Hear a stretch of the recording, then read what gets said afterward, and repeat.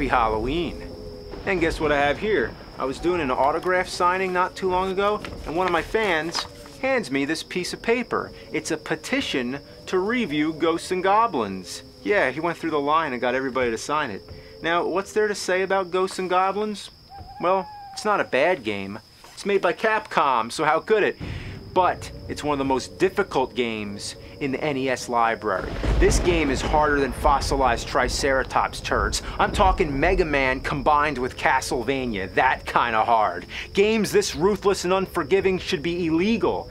And I've never gotten a petition to review any other game. That's a true testament to its infamous legacy and the eternal frustration that scarred us all since childhood.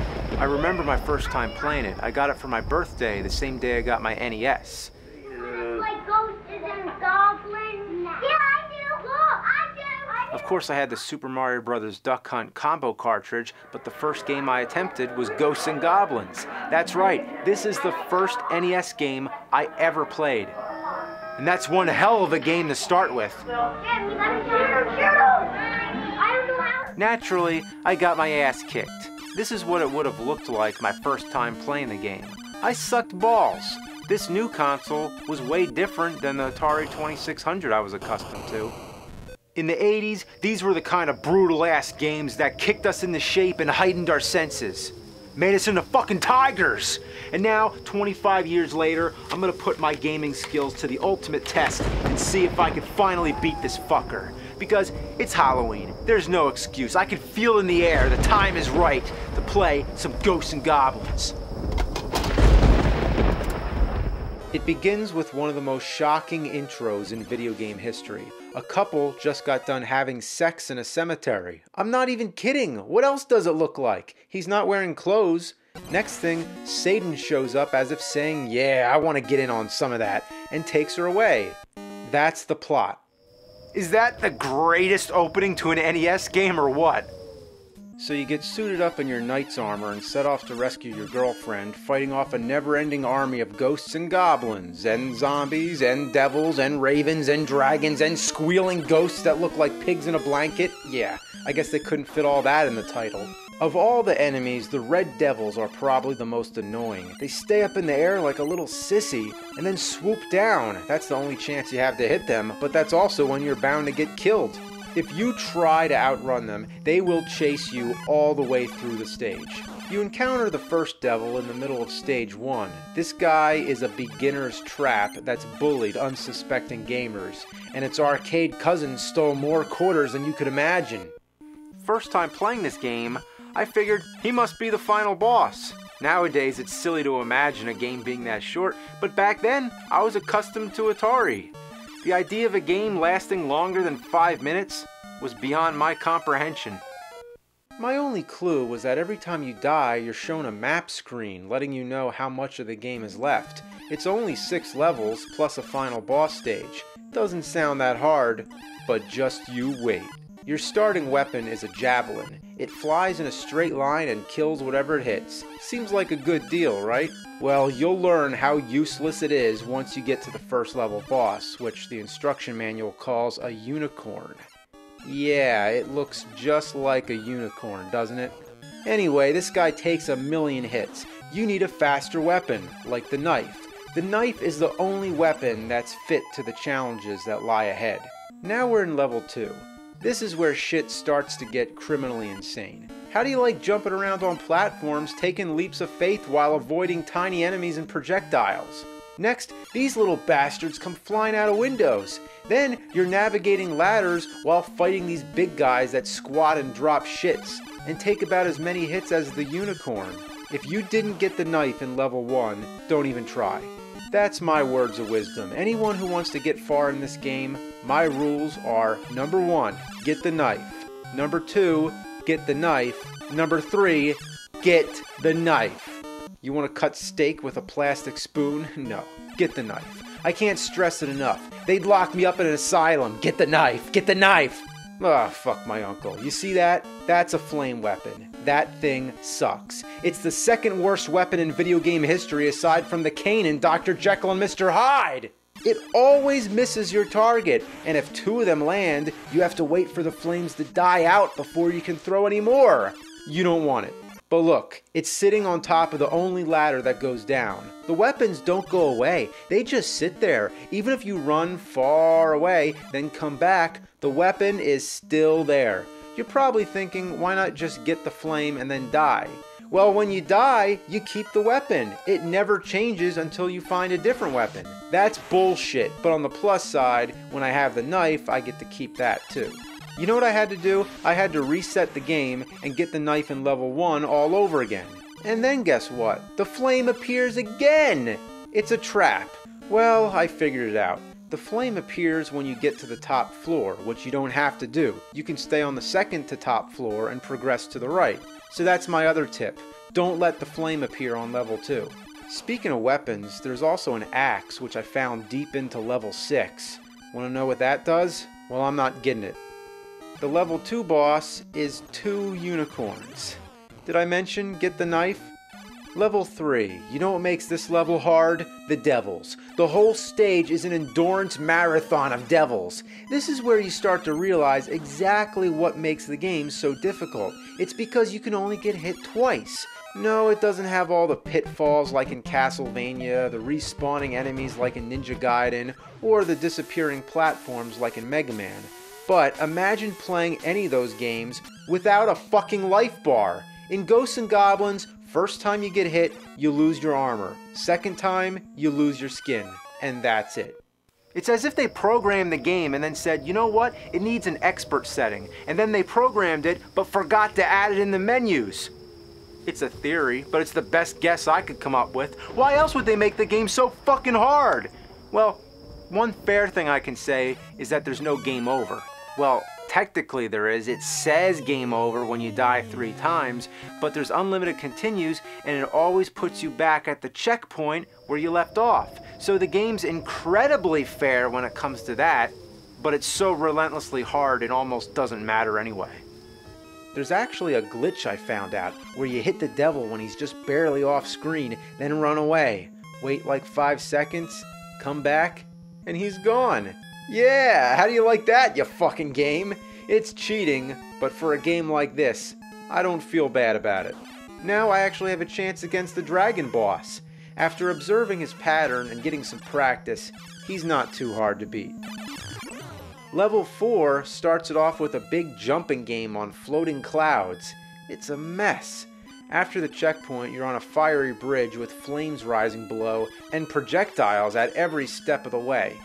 The level boss is another dragon. There's no tricks I know of. The only way to do it is to fucking do it. Level 5. Now you're in what seems like the final stretch of the game. I mean, you're in the final tower after all, but I guarantee these last 2 levels will take you the longest of all. But that goal is so tempting, just to be able to say you beat Ghosts N Goblins. Or you could just aim for the high score. Yeah, I didn't mention yet that you find money and treasures all around, which are only good for points. That's right, no power-ups, no life bar, but plenty of points if you just want to get that high score. The level 5 boss is Satan. He's just like the swooping red devils. It's worth mentioning that he's called Satan, but the last guy is the devil. I always thought Satan and the devil were, the same thing? Level 6, oh boy, this is the infernal hellhole of the 8-bit underworld. There's nothing more synonymous with hell, eternal damnation, fire and brimstone than level 6 Ghosts N Goblins. This will make you curse the day you ever picked up an NES controller.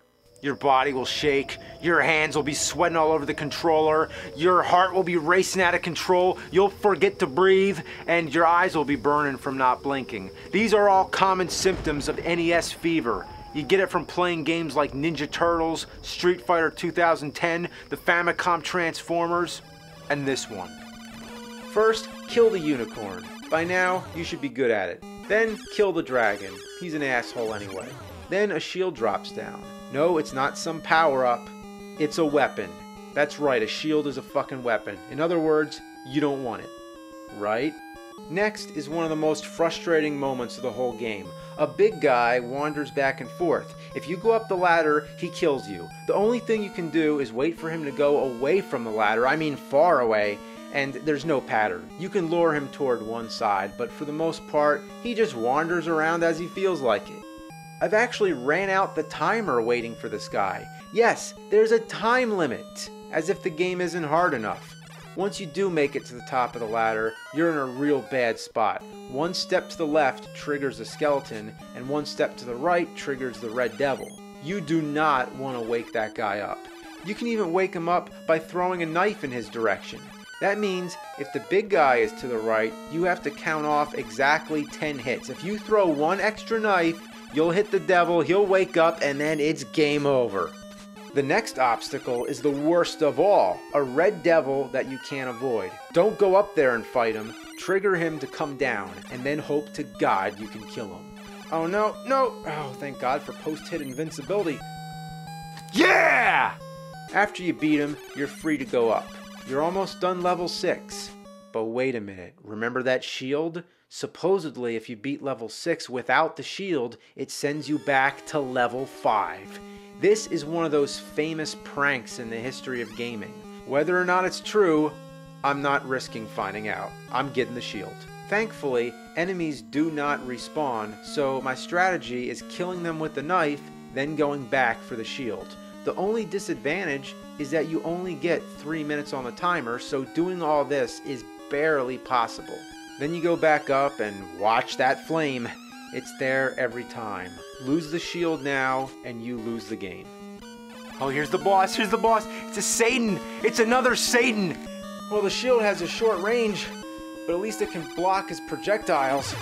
Yes! Oh my God, it's another one. There's 2 Satans? That doesn't make any sense. Come on, come on. I'm running out of time. I'm running out of time. Fuck. And now you're stuck with that shitty shield. Don't even try. You can't kill the unicorn with the shield. It doesn't work. If someone else wants to try it, go ahead. You need the knife. So now you gotta go ghost busting. Kill those fucking ghosts until one of them drops a knife. Again, it's at pure random, so expect to run the timer out a few times. And by this point, those annoying squeals the ghosts make will nearly drive you to break the fucking TV screen.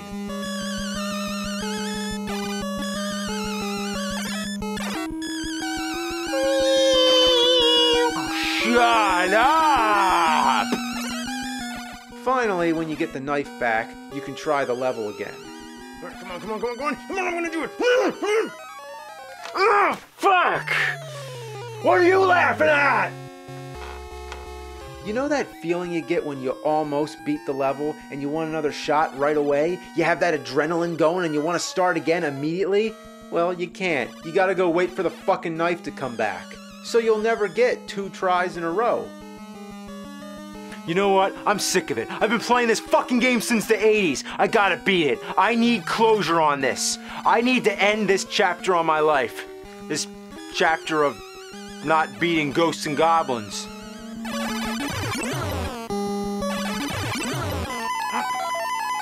I did it! I beat 2 Satans in my underwear. Final boss, the devil. Notice how I'm walking backwards, so it's now in one-on-one fighting mode. Kind of like a certain other Capcom game. Ah! Come on! My mother throws bigger fireballs than that.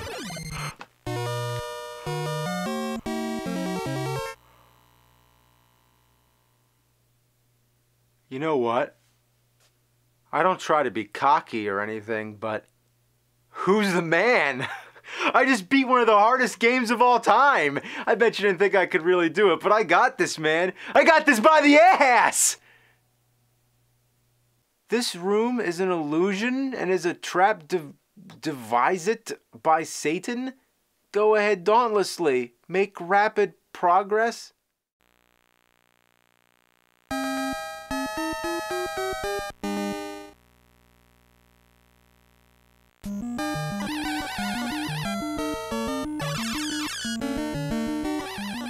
You have to beat the game twice? You have to beat the game twice in a row. That's just great, because this time I'm twice as fucking pissed off! Beat the game twice. I'll show you twice. After all that hard work, who'd want to do that shit again? It's like building a house and right after you're finished, you tear it down just to build it one more time. Oh yeah, we could have made 12 stages, but instead, let's just make 6 and make people have to play the game twice. Alright, I'm gonna get the good ending this time. It better be good, whatever it is. It better be something awesome for going through the game twice. Alright. Yeah! I did it! Congratulations. This story is happy end. Thank you. Being the wise and courageous knight that you are, you feel strongeth welling in your body. Return to starting point, challenge again.